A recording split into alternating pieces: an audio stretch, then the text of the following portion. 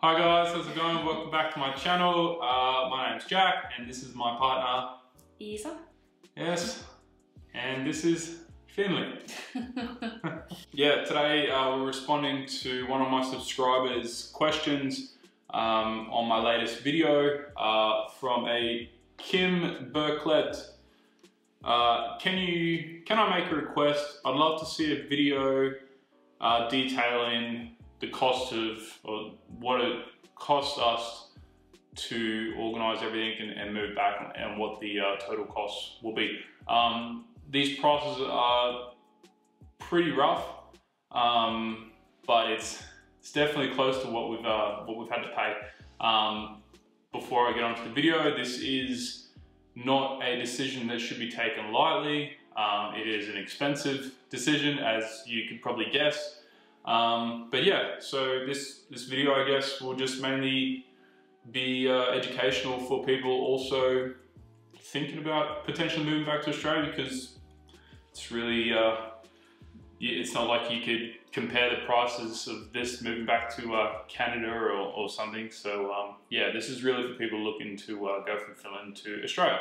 And I've got Isa here because she mainly organised about 90% of the stuff, so she knows a bit more about it than I do. I just paid the bills. And and Finley's here because, well, Isa's here so no one can watch him. Cool. You can't say that.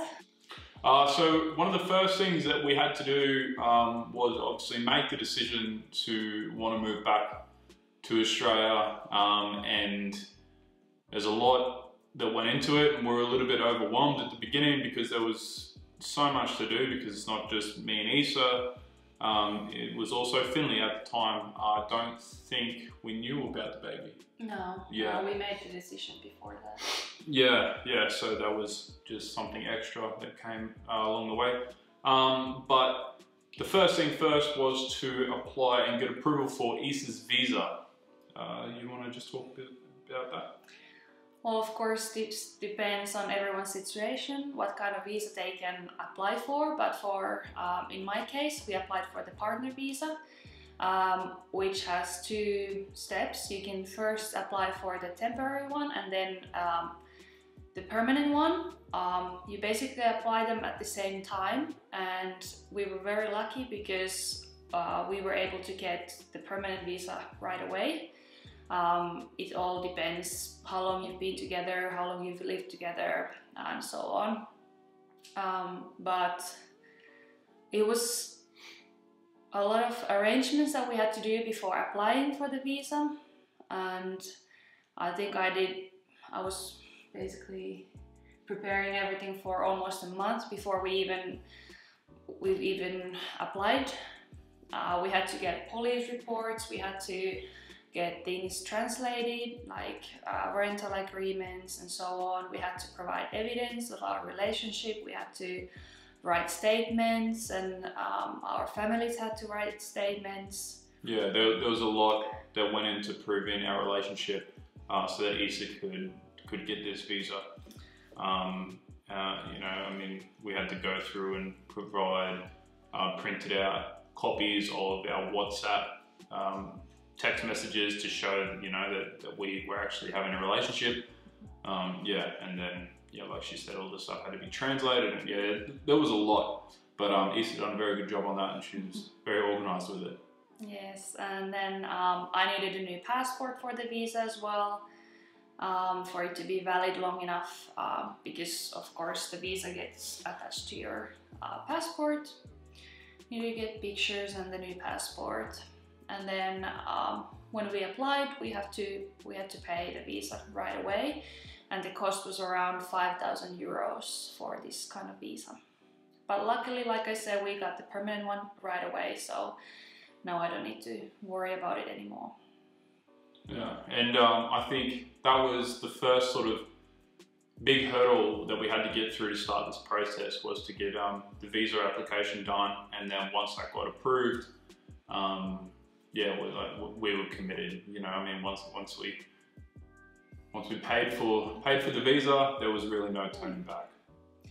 And in the beginning, I was checking at the time, the schedule, how long this process would take to be approved for the visa. It said up around over a year or even, I don't know, 18 months or whatever, but something good happened with Corona that there wasn't so many visa applications at the time, so we actually got ours in like 20 business days, I think. Yeah. And normally you have to wait even for a year to get even a response or anything, but that happened very quickly for us, luckily. Okay, and then once we got the visa approved, that's when we sort of were like, okay, this is happening. Like Issa said, the timeline that they gave us for Issa's visa to get approved could have taken over 12 months, but it didn't, so we really had to act fast, and we knew that we wanted to sort of get out of our current situation. We owned a house, we had a whole bunch of furniture, we needed to sell the house, sell the furniture, because we decided it wasn't a good idea to pay for a shipping container to go from Australia to Finland, because we just didn't have that much stuff that we wanted to take with us.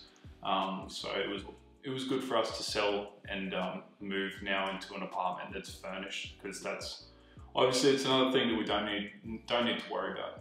Oh, and also the whole timeline for this, we started the decision was made and we started the visa application process around March this year. So in terms of the speed that everything's gone for us, at the time it felt like it was taking forever, but this has all happened extremely fast. So the next big thing was obviously to start the process of importing Finley, our dog, to Australia, because you have to start the process also at least 6 months ahead because of the rabies test. This of course depends a lot of how old is your dog and everything, but Finley already had his rabies test, rabies vaccination done when he was a puppy, because he's still young, so we could go and get his like blood test for, what is it, like an anti-rabies blood test or whatever it's called. So that's what we did first at our local vet. That was the first step for him, plus getting his passport as well.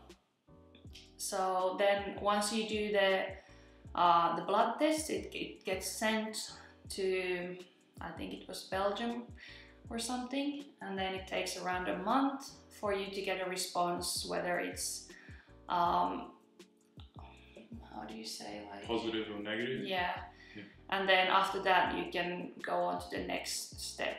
There is a very good list on a website, we can link it. Yeah, we'll link all the stuff under the description. Yeah, that there is like, I don't know, 20 steps what you need to do when you're importing a pet. So those were the biggest things we had to do first, and then from that moment on you have that 6 months before everything should be done and you can actually import the dog. So we still have some steps to do in the future for him before we leaving, but the main thing was the rabies test and the vaccination and the passport.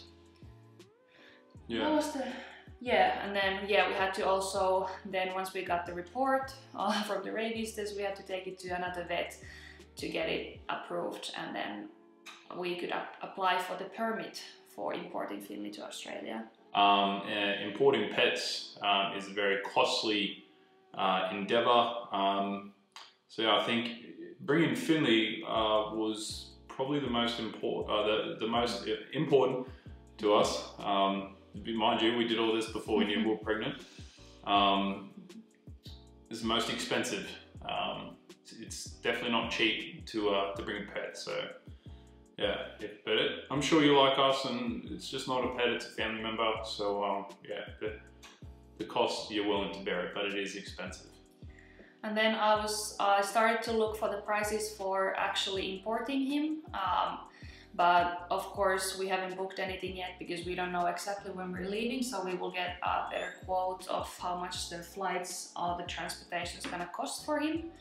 but that's the most expensive part of taking Finley, of course. As well as he has to stay in quarantine in Melbourne for 10 days, so that's the other thing that's gonna cost a lot. Yeah, so roughly the price to get Finley from our door here in Finland to the door of our place back in Australia will be roughly about 5,700 euros.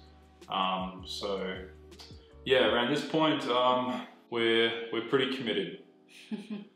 Now, another expense obviously is the flights to go back to Australia.